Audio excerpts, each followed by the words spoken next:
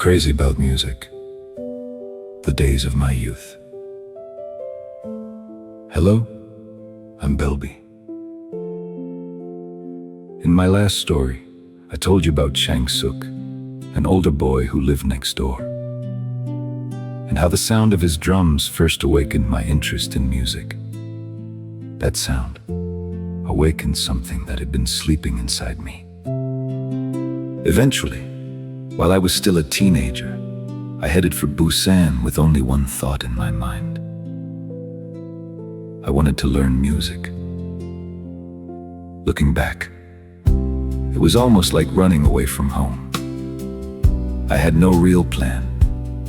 I didn't know how I was going to survive or what the future would bring. But one thing was certain. I wanted to learn music more than anything else.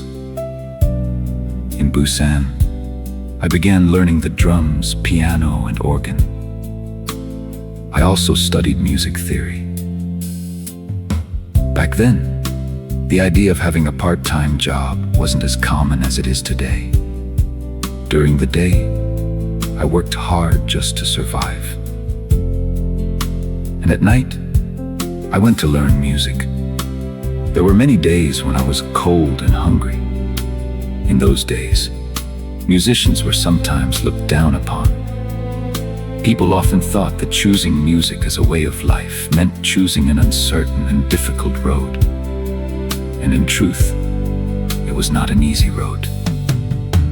There were days when I could barely eat, and nights when I didn't even have a comfortable place to sleep, but I was happy.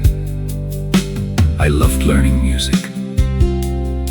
Whenever I held an instrument and began to play, for a little while, I could forget the hunger and the hardships of reality. I became so absorbed in music that even school took a back seat. Day after day, I endured, practiced, and slowly improved. Then, about 10 months after I began learning music, I joined with 5 other musicians who shared the same dream. Together, we formed a 6-member vocal band, and from that moment, another chapter of my life began. We traveled from city to city, Ulsan, Busan, Mason, Samcheonpo, and many other places. We followed wherever our band was booked to perform. The 6 of us lived together in hotel rooms and small inns. It wasn't a comfortable life. We slept together in cramped rooms, ate together, traveled together, and somehow made it through each day. But we were bound together by one word: team. We had different personalities and different ideas. But the moment we stepped onto the stage, we became one. Those were the days when we poured our one and only youth into music. Wherever we performed, young people came to hear us play. Back then, there were places called music cafes and dance halls where young people gathered to drink McGully and dance. Anyone who lived through that era may still remember them. When night came, young people filled the room, and when the band began to play, everyone moved to the rhythm of the music. While we were staying in Samcheonpo, I met a pretty young girl. Perhaps I should tell you a little about that story. For the first time in my life, I felt the excitement of falling for someone. It was thrilling, almost as if I were floating through the clouds. It was the kind of innocent and slightly mischievous romance that belongs to youth. Later, I discovered that this sweet-hearted girl was actually quite a well-known character among young people in Samcheonpo. We spent our days and nights together, caught up in the fun and excitement of being young. Sometimes didn't even notice how quickly the days were passing. There were nights when we played until dawn, surrounded by music, cheers, laughter, and excitement. We played, sang, and enjoyed the night together.